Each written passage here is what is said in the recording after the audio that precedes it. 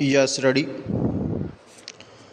परोपकार से बढ़कर कोई उत्तम कर्म नहीं और दूसरों को कष्ट देने से बढ़कर कोई नीच कर्म नहीं।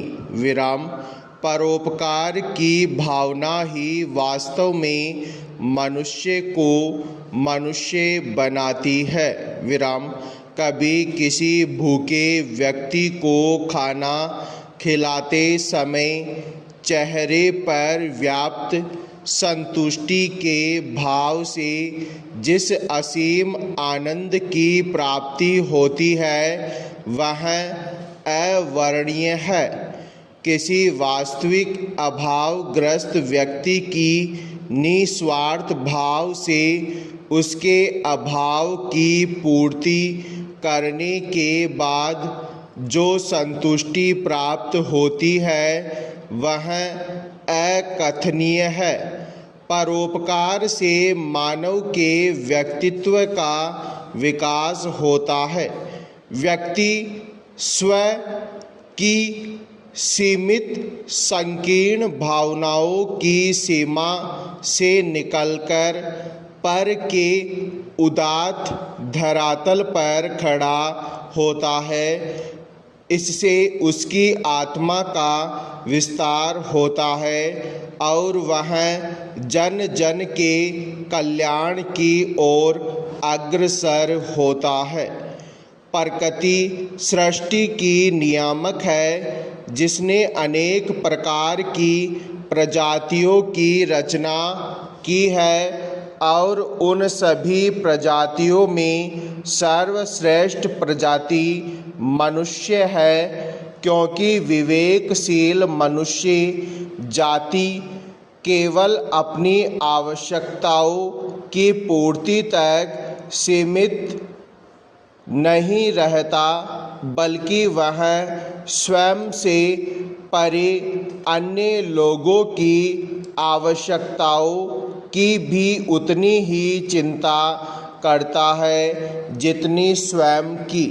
इसका परिणाम मनुष्य की सतत विचारशील, मननशील एवं अग्रगामी दृष्टिकोण संबंधी मानसिकता के रूप में देखा जा सकता है। प्रकृति के अधिकांश जीव केवल अपनी आवश्यकताओं की पूर्ति तक ही स्वयं को सीमित रखते हैं।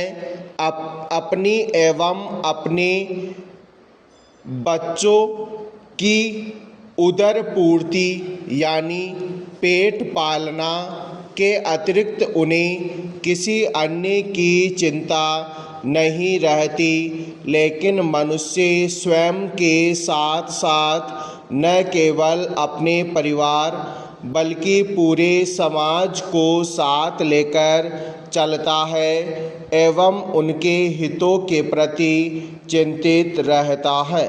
विराम पेरा।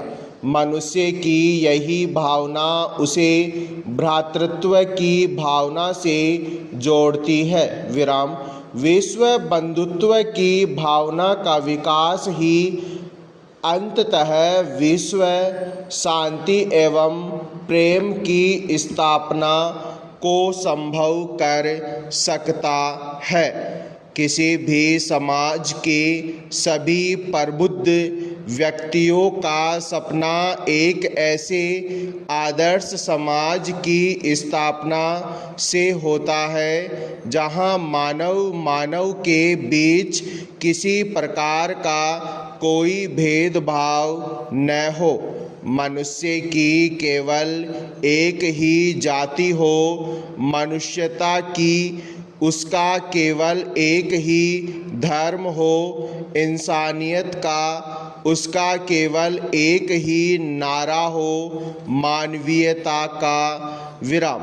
समता मूलक एवं मानव के प्रति गरिमा युक्त व्यवहार जिस समाज की रग रग में व्याप्त होगा वह समाज धरती पर स्वर्ग तुल्य हो जाएगा। विराम पेरा। मानव के प्रति समानता एवं गरिमापूर्ण व्यवहार केवल उस मानसिकता की उपज हो सकती है जो वैश्विक स्तर पर सभी मनुष्यों को न केवल समान समझे बल्कि मनुष्य मनुष्य के बीच किसी भी प्रकार की असमानता को अतार्किक एवं हेय समझे। जो व्यक्ति जीव के अंदर ही ईश्वर का अंश देखता है, मनुष्य को ईश्वर की साक्षात कृति समझता है, उसे न केवल धार्मिक दृष्टिकोण से बल्कि वैज्ञानिक एवं भौतिकवादी दृष्टिकोण से भी मनुष्य के बीच अंतर करने का कोई औचित्य नजर नहीं आता।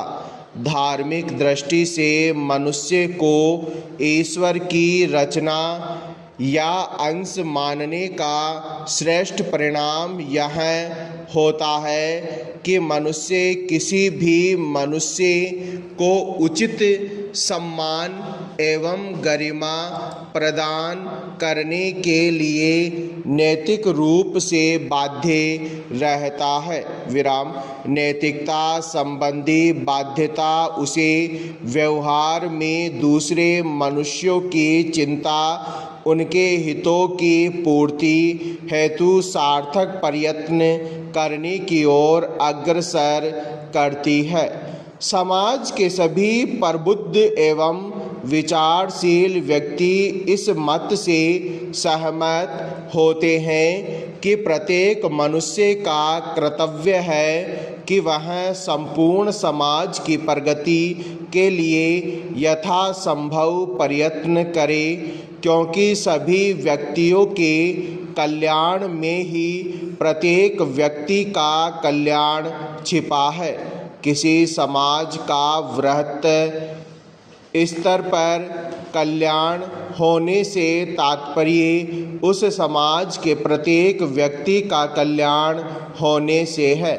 किसी भी समाज का अस्तित्व समाज के सदस्यों पर ही टिका होता है।